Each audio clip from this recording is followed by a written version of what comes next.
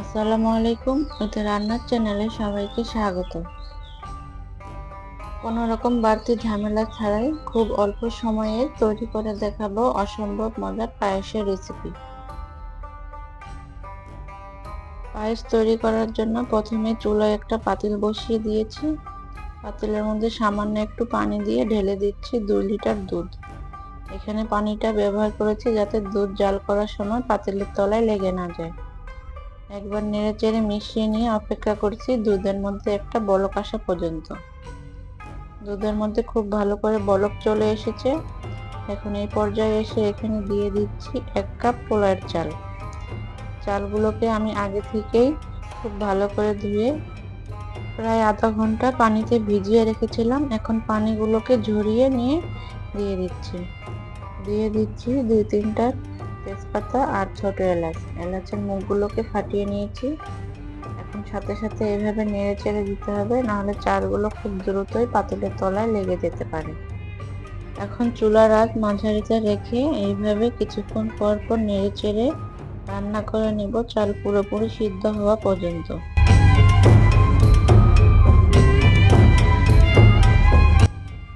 চালগুলো ভিজিয়ে রেখেছিলাম, এই জন্য রান্না করতে খুব বেশি একটা সময় লাগেনি। মাঝারি আঁচে 10 থেকে 12 মিনিট রান্না করার পরেই চাল পুরোপুরি ভাবে সিদ্ধ হয়ে গিয়েছে।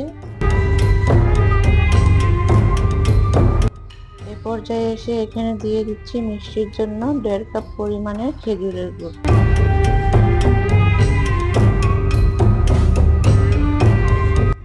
গুড় দেওয়ার পরে খুব ভালো করে নেড়ে চেড়ে মিশিয়ে নিয়েছি। এখন এখানে দিয়ে দিচ্ছি স্বাদ মতো লবণ। এ পর্যায়ে কোনোভাবে নাড়ানো অফ করা যাবে না, অনবরত নেড়ে চেড়ে এইভাবে রান্না করে নিতে হবে, না হলে খুব দ্রুতই পায়েস পাতিলের তলায় লেগে যেতে পারে। আরও 4 থেকে 5 মিনিট রান্না করার পর গুড় গলে গিয়ে খুব ভালো করে পায়েসের সাথে মিশে গিয়েছে। এখন একটা ডাল ঘুটনি দিয়ে পায়েসটাকে একটু ঘেঁটে দিব, এতে করে পায়েসের মধ্যে খুব সুন্দর একটা ক্রিমি ভাব চলে আসবে আর খাওয়ার সময় মুখে দেওয়ার সাথে সাথে মিলিয়ে যাবে। আপনারা না চাইলে এই জায়গাটা স্কিপ করতে পারেন।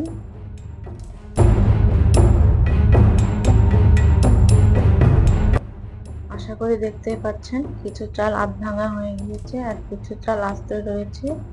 এভাবে পায়েসটাকে খেতে অনেক মজা লাগে। আর গুড়ের পায়েস খুব বেশি একটা পাতলা না, এরকম ঘন খেতেই ভালো লাগে। পায়েসটা কিন্তু হয়ে গিয়েছে।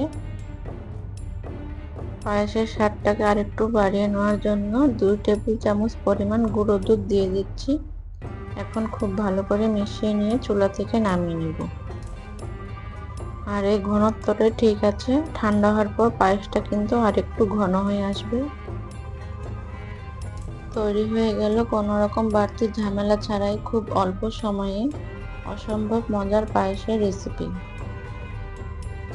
আশা করছি রেসিপিটা ভালো লাগবে।